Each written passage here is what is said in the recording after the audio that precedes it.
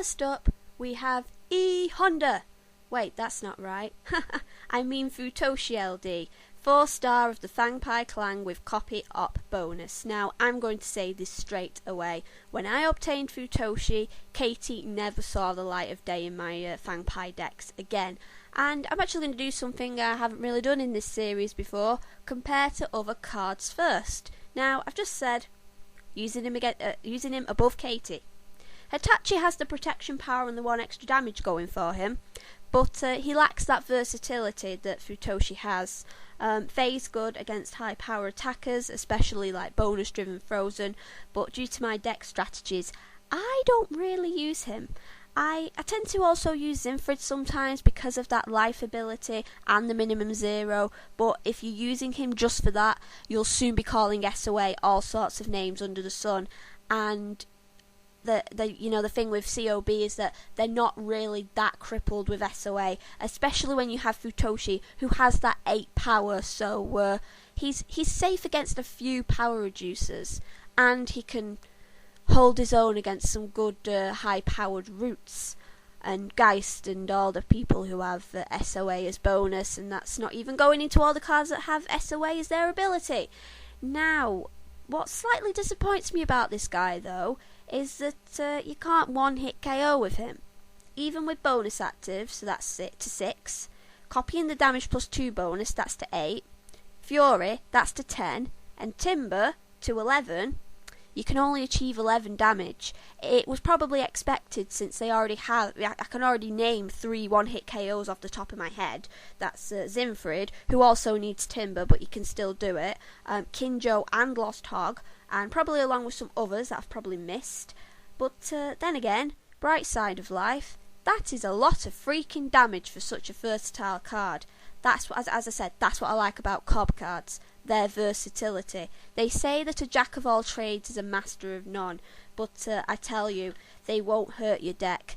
Actually, correction, they may hurt your deck a little if you're against a Geist or Roots with a stop ability, but I can't think of any off the top of my head. So, if you're using a copy up bonus, you're not going to do something stupid like set off Dakota's ability, because I don't think there are any Geist or Roots that have Dakota's ability. So, yeah.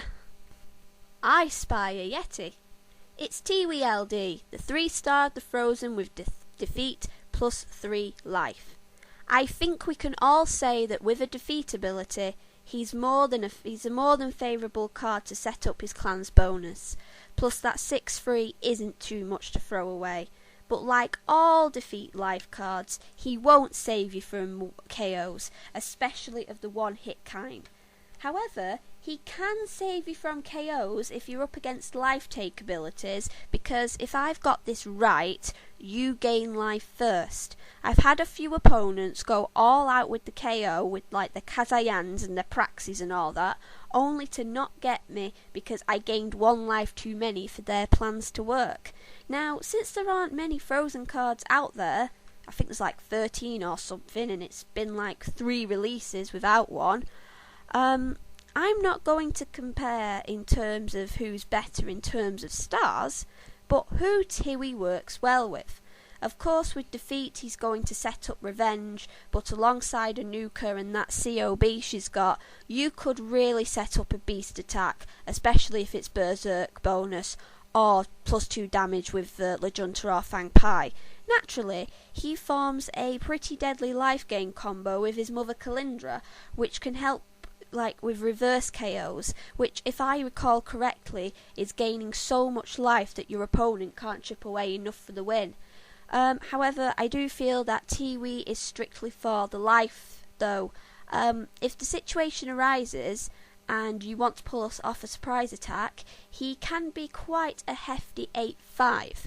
But as the only card who can reduce damage somewhat, come on, we need a Frozen damage reducer.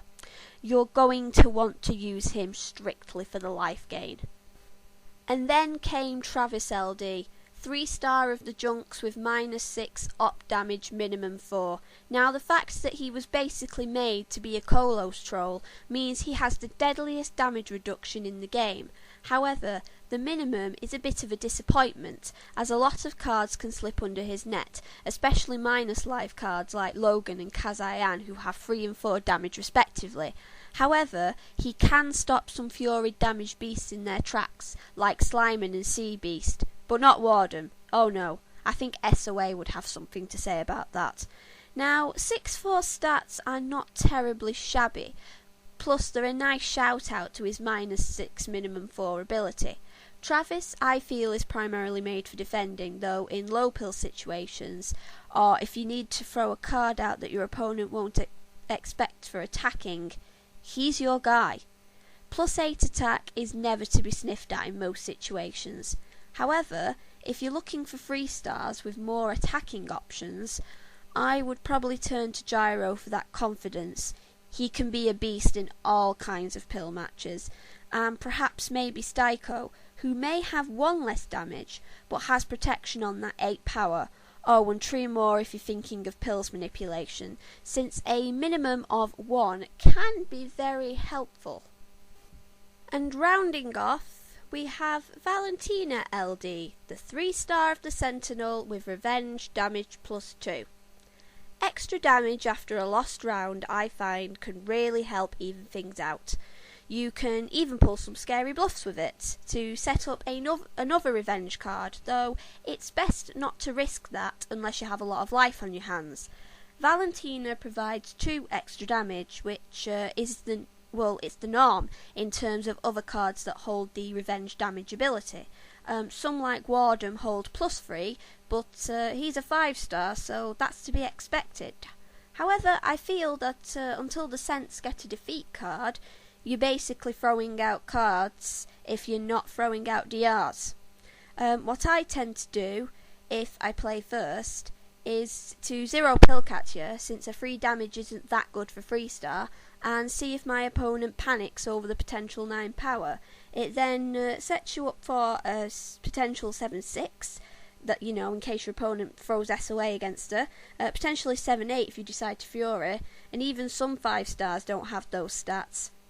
That needed more potentially. I'm starting to sound like Simon Cowell here. So, unless you're feeling like you're going to run into a load of SOA, I would use her above Flinch. I know a lot of people prefer to use Dayton above her, because even though he's the same power, he's got that +3 damage on him, and it's not conditional. But, if it's him and Valentina up against SOA, she does have 2 base damage over him. If you do end up having a DR in your hand that you can throw out to activate her ability, Melvin does provide a more defensive option at the same stars, and he can set up that revenge. That's also alongside the 2-star Norman's in the Berserk, the 2-star Morgan, and his lower DR minimum, because he is 2 minimum 1, as opposed to Melvin's 3 minimum 2.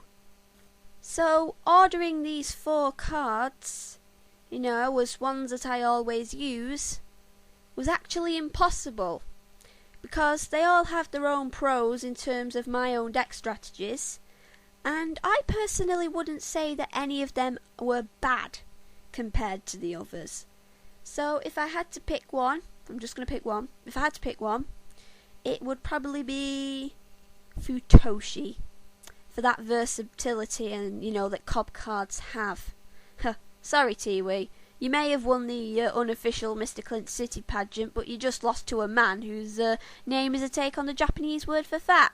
Oosh! But, no, Tiwi is still very extremely useful for his life. Travis is extremely useful for DRs, and Valentina is extremely useful for extra damage that doesn't need a Fury. Plus, she does have a little bit of versatility behind her as well. You may probably debate that, but I feel she does.